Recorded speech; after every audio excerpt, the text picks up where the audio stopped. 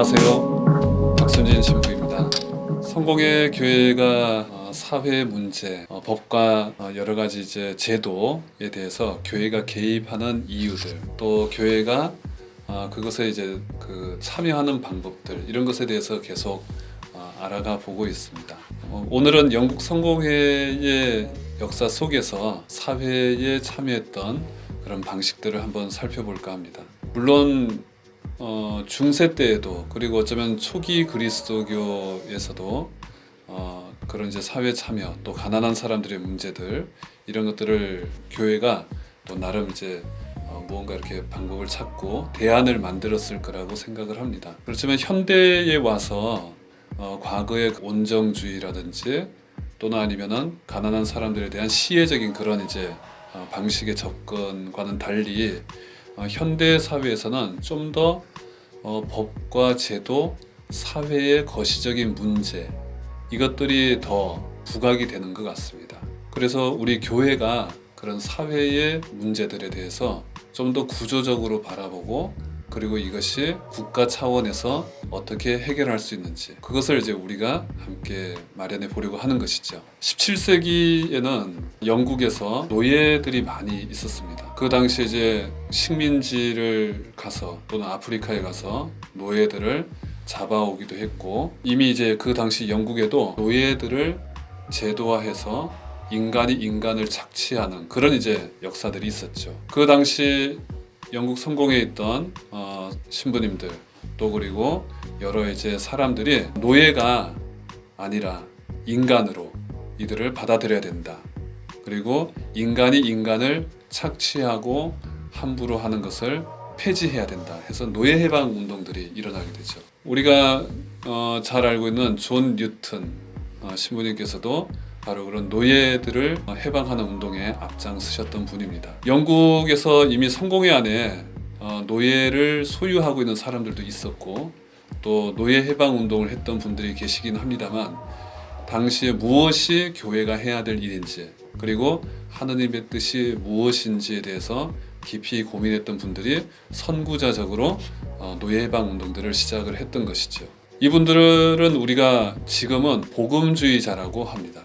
복음주의, 뭔가 종교개혁 이후에 전통보다는 좀 더 직접적인 체험과 그리고 성경의 말씀들을 생활 속에 실천하고자 했던 사람들이었죠. 그렇지만 우리가 현재 한국에서 보고 있는 복음주의, 그러면 사회 문제에 별로 관심이 없고, 또 때로는 사회와는 반하는 그런 이제 여러 가지 일들이 교회 안에 일어나는 것을 볼 수도 있습니다. 하지만 성공의 복음주의는 오히려 하느님 나라가 이 땅에 이루어지고 우리 스스로가 성별된 거룩한 사랑으로 거듭나기 위한 그런 과정 중에 사회의 문제, 그리고 가난한 사람들의 고통의 문제에도 함께 하느님께서 하시는 일에 우리가 어떻게 응답할 것인가, 그것에 대해서 진심 어린 그런 이제 행동들을 하셨던 분들이었던 거죠. 산업혁명이 있던 그 당시까지도 이 복음주의자들은 요한 웨슬레나 그들의 형제들이 보여준 것들을 보면은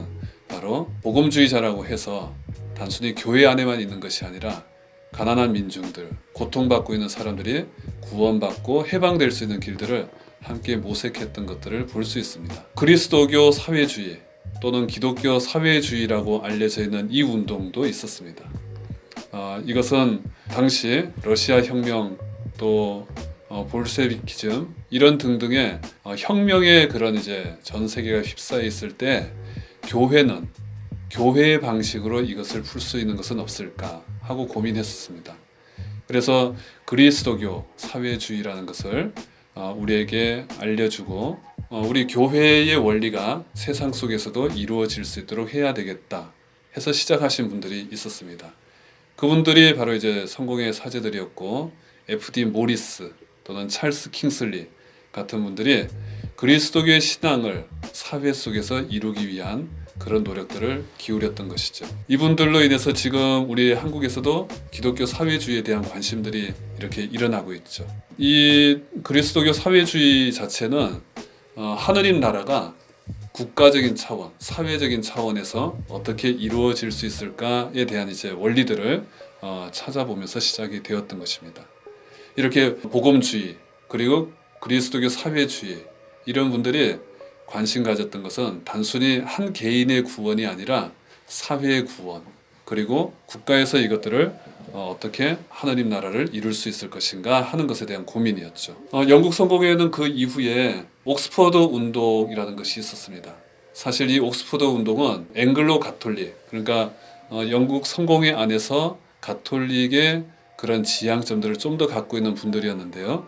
근데 이분들은 그리스도교 사회주의는 좀 더 사회화되는 것에 이렇게 관점을 두었다면은, 이분들은 전례에 대한 쇄신, 그리고 전례에 대한 관심, 그리고 영국 성공회가 초기 그리스도교부터 현재까지 계속 이어왔던 사도적 계승에 대한 그런 이제 전통에 대한 것들을 좀 더 다시 회복해야 한다라는 입장에서 운동을 하셨던 분이죠.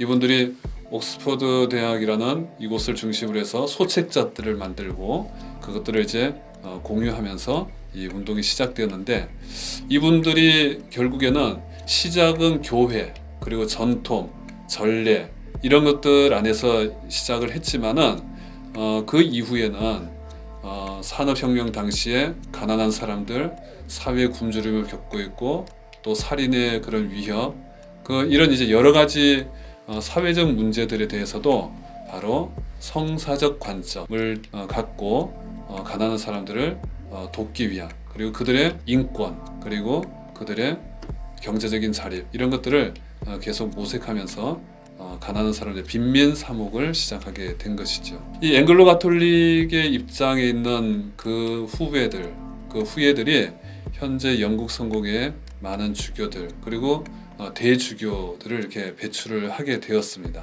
우리 한국 성공회에 오셨던 처음 고요한 주교님께서도 이 앵글로 가톨릭의 그 영향을 받은 그런 이제 주교님이셨고요.